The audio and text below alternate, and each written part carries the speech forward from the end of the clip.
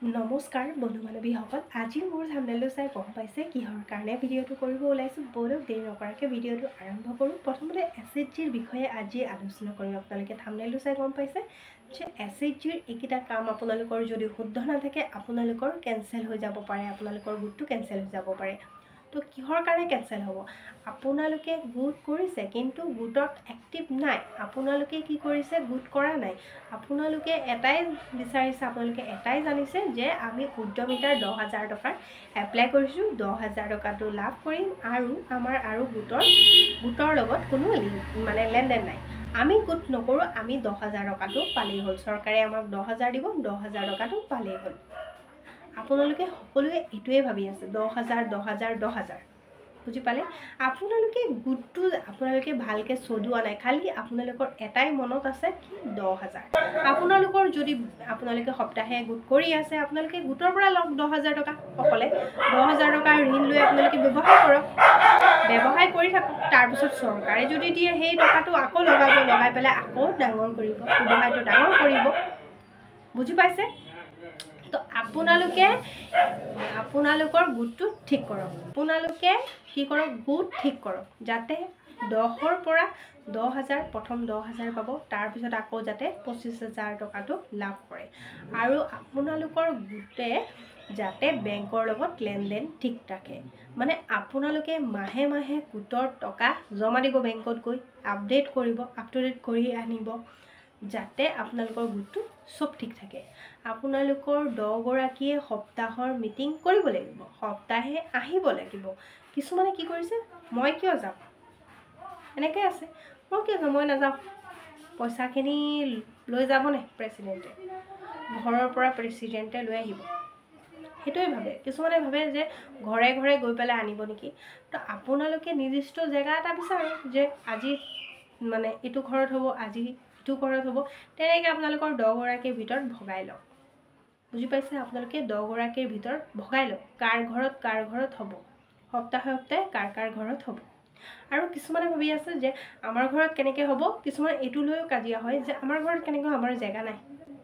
তো আপোনালোকে এটা কিবা স্কুল লৈ লওক, বা স্কুল কিবা এটা লৈ লওক, আপোনালোকে জেগা লৈ লওক যে এইটো ঘৰতেই হ'ব। প্ৰত্যেক মাহত আপোনালোকে গোটখিনি ভালদৰে চলাওক, আপোনালোকে সঞ্চয়খিনি জমা লওক, গোটেইখিনি আপোনালোকে ঠিককৈ লওক যাতে আপোনালোকৰ গোটটো ঠিককৈ চলে, বুজি পাইছে?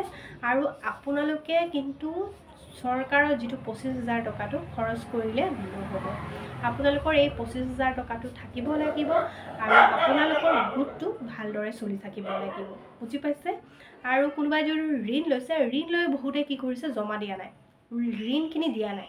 গোটৰ মেম্বাৰৰ পৰাই মানুহে লয় কিন্তু ঋণ দিয়া নাই, সেইটোও কিন্তু প্ৰব্লেম হ'ব। কিয়নো বহুতে কি কৰিছে, বহুতে মোক কমেণ্টো কৰিছে যে আমাৰ কিন্তু কৰোণাৰ আগত ভাল আছিলে গোট, কৰোণাৰ পিছৰ পৰা আমাৰ গোট খেলি মেলি হৈ গৈছে, এতিয়া নাহে মানুহ। কিন্তু উদ্যমিতাৰ ফৰ্ম দিয়াৰ সময়ত কিন্তু সকলোৱে গৈছে, সেইটো নহ'ব। আপোনালোকৰ গোট ঠিক থাকিব লাগিব যাতে আপোনালোকৰ গোটৰ মিলাপ্ৰীতি থাকে, যাতে আপোনালোকে গোটৰ পৰা কিবা কৰিব পাৰে। আপোনালোকে গোটৰ পৰা কিবা এটা কৰিব পৰাকৈ আপোনালোকে গোটত আহি থাকক বা নিজেই কৰক, লাগে নিজেই ব্যৱসায় কৰক। এনেকুৱা নহয় যে 10গৰাকীয়ে কৰিব লাগিব। আপোনালোকে গোটৰ পৰা টকা লৈ ব্যৱসায় কৰি থাকক, কিন্তু আপোনালোকে কিন্তু 25,000 টকাটো খৰচ কৰিব নোৱাৰিব। কিয়নো আজি আপোনালোকৰ 60 বছৰ আপোনাৰ হৈ গ'ল, হৈ যোৱাৰ পিছত আপুনি কি কৰক, আপুনি ওলাই যাব, ওলাই যোৱাৰ পিছত আপোনালোকে যে 25,000 টকাটো আপোনালোকে যে গোটাই লৈছে, ভগাই লৈছে কিমান টকাকৈ, সেই টকাটো আপুনি ওলাই গ'ল, এতিয়া বেলেগ মানুহ সোমাব আপোনাৰ ঠাইত, বেলেগ মানুহে যে সোমাব, বেলেগ যে মেম্বাৰ সোমাব, তেওঁৰো 25,000 টকাৰ কি হ'ব লাগিব, ভাগ থাকিব লাগিব। তেওঁ কিন্তু 25,000ৰ অংশীদাৰ হ'ব লাগিব, বুজি পাইছে? চৰকাৰে আকৌ নতুনকৈ তেওঁক নিদিয়ে যে নতুন মেম্বাৰ, সেইটো কাৰণে 25,000 টকাটো তেওঁক দিলোঁ, তেওঁক নিদিয়ে, এবাৰেই চৰকাৰে কিন্তু টকা দিব। তো এওঁৰ কাৰণেও ৰাখি থৈ যাব লাগিব। আপোনালোকক চৰকাৰে 25,000 টকাটো দিছে যাতে এই 25,000 টকাৰ পৰা 50,000 কৰিব পাৰে, 50,000ৰ পৰা 1 লাখ কৰিব পাৰে, বুজি পাইছে? তো আপোনালোকৰ নিজৰ গোটটো ঠিক কৰক, সপ্তাহৰ মিটিং কৰক, আপোনালোকৰ 10গৰাকী মিল থাকিব লাগিব যাতে এক্টিভলি আপোনালোকৰ গোটটো চলি থাকে। তেতিয়াহে আপোনালোকে চৰকাৰৰ পৰা চৰকাৰৰ পৰা আপোনালোকে কিবা সুবিধা পাব পাৰে, যাতে আপোনালোকে বেংকৰ পৰাও লোন ল'ব পাৰে। আৰু এটা কথা কওক, কিছুমানে কিন্তু CRP বাইদেউ চিনি নাপায়। তো আপোনালোকে গোটটো গঠন কৰি দিছে যোনে, তেওঁকে চিনি নাপায়। আপোনালোকে যিকোনো কথা আপোনালোকৰ CRP বাইদেউৰ লগত আলোচনা কৰিব, যে বাইদেউ মই এইটো বুজি পোৱা নাই, এইটো বুজি পোৱা নাই। যদি একো বুজি নাপায়, আপোনালোকে আপোনালোকৰ CRP বাইদেউৰ ওচৰলৈ গৈ আপোনালোকে ভালদৰে বুজি আহিব। বুজি পাইছে? আপোনালোকে বেলেগৰ কথা নুশুনি আপোনালোকৰ CRP বাইদেউৰ ওচৰলৈ যাব, যে বাইদেউ মই এইটো বুজি পোৱা নাই, বাইদেউ এইটো কি হ'ব, সেইটো কি হ'ব। আপোনালোকে গোটেইখিনি কথা আপোনালোকক CRP বাইদেৱে কৈ দিব। বুজি পাইছে?